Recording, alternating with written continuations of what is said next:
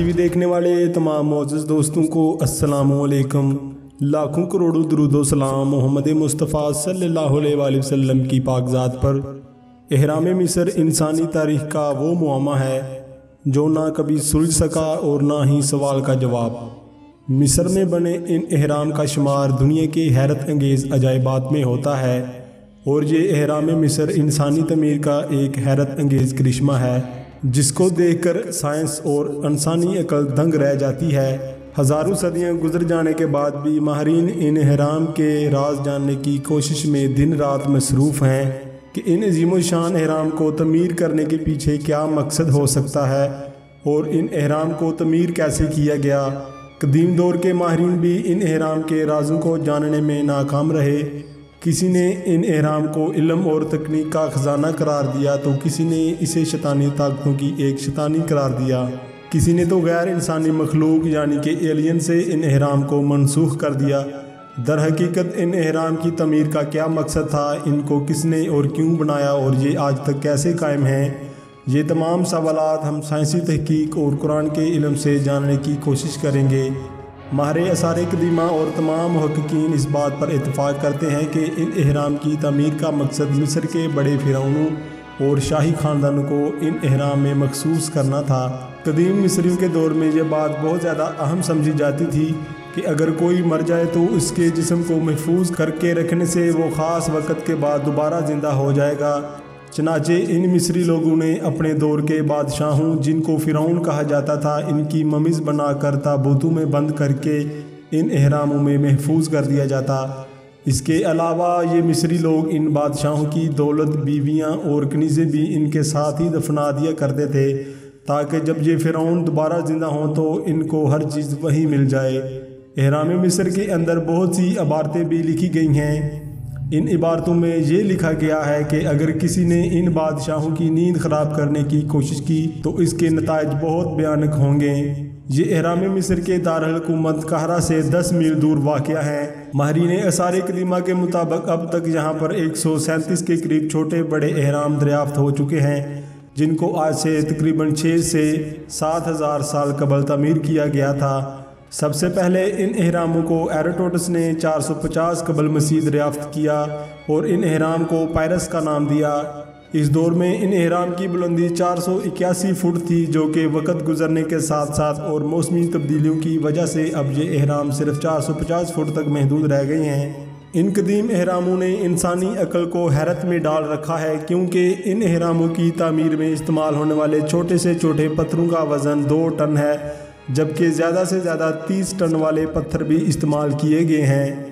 ان احراموں کی بیرونی سطح چکنی اور ہموار تھی، جس کی وجہ سے چونے کے پتھر یا کرومائٹ تھا، اور جب سورج کی روشنی ان پر پڑتی تھی تو ایسا لگتا تھا کوئی ستارہ زمین پر چمک رہا ہو۔ لیکن وقت کے گزرنے کے ساتھ ساتھ یہ پتھر چوری ہوتے گئے۔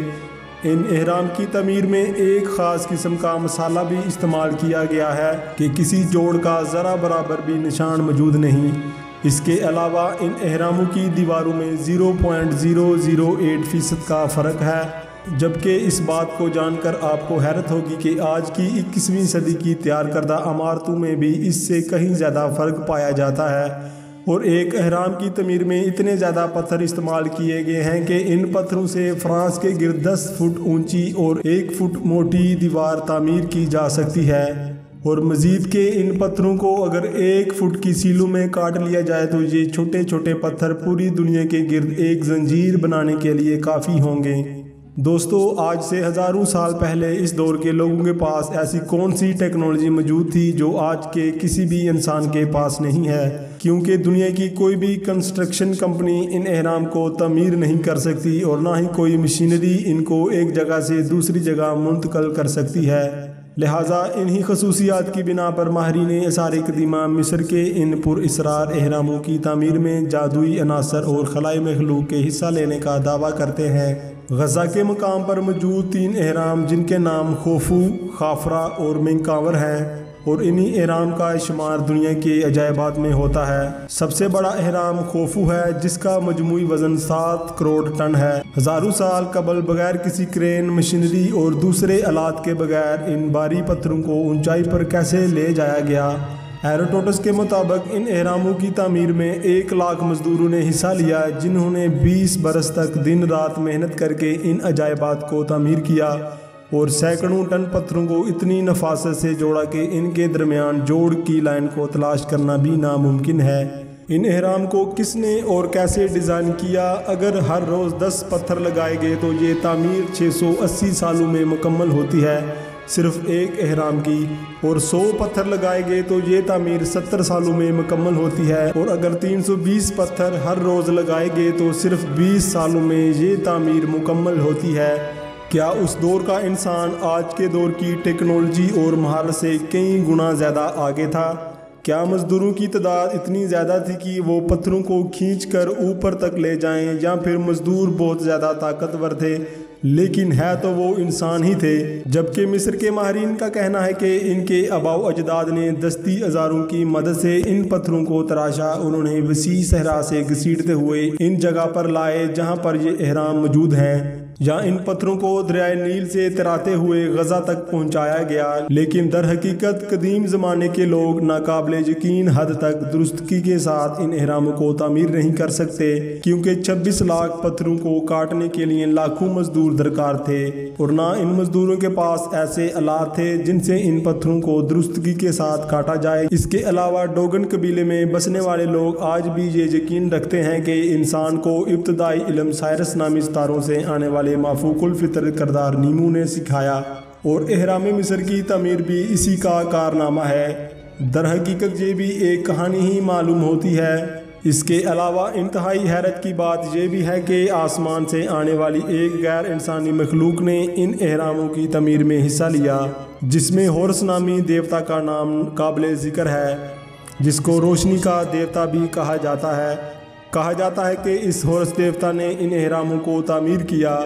फ्री मेसन नामी खुफिया तंजीम से ज़्यादातर लोग वाकिफ़ होंगे और ये भी जानते होंगे कि इस तंजीम के ताने बाने एहराम मिस्र से मिलाए जाते हैं।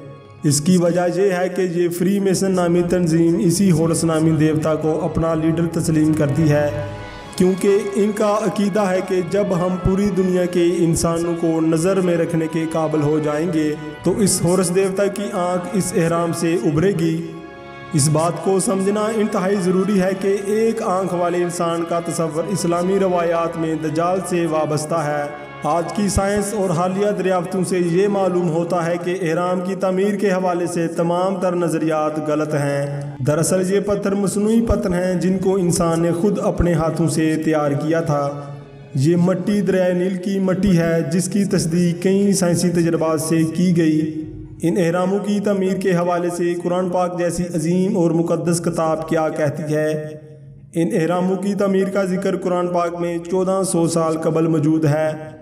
सूरत अल कसस में अरशाद है, जिसमें अल्लाह ताला अरशाद फरमाते हैं, ए हमान तू मेरे लिए मिट्टी को आग में पका, फिर मेरे लिए एक बुलंदो इमारत बनवा ताकि मैं इस पर चढ़कर मूसा के खुदा का सुराग लगा सकूं। इस आयत मुबारका में फ़िरौन हमान को ये हुक्म देता है कि मिट्टी को आग में पकाकर मेरे लिए एक बुलंद इमारत तामीर करवाओ ताकि मैं मूसा के खुदा को देख सकूं। इसके अलावा इस आयत मुबारका में मिस्री तहजीब के तर्ज तमीर को भी बयान किया गया है कि ये इमारत मिट्टी को आग में पकाकर मसनूई पत्थर बनाकर तामीर की गई है। जबकि एक और जगह अल्लाह पाक अरशाद फरमाते हैं कि फ़िरौन ने कहा, मेरे लिए एक बाला खाना बनवाओ, शायद कि मैं आसमान के दरवाज़ों तक पहुँच जाऊँ और मूसा के खुदा को देखूँ। तो खैर, आज तक इन एहराम की तामीर के हवाले से जितनी भी रिसर्च की गई है वो सब गलत है। आज भी माहिर आसार कदीमा के लोग इस पुरअसरार एहराम की तामीर और इनके राजों से पर्दा उठाने के लिए दिन रात कोशा हैं। तो खैर, आने वाले वक्त में क्या इंसान वाकई इन एहराम की तामीर और इसके पुरअसरार राजों से पर्दा उठा पाएगा? ये तो आने वाला वक्त ही बताएगा। उम्मीद करता हूँ कि आपको इस वीडियो से बहुत कुछ नया जानने को मिला होगा और आपको ये वीडियो पसंद आया होगा। इस तरह की मज़ीद इन्फॉर्मेटिव वीडियोस के लिए इस चैनल को सब्सक्राइब करें। तो मिलते हैं फिर अगली वीडियो में, तब तक आप अपना बहुत सा ख्याल रखिएगा। अल्लाह हाफिज़।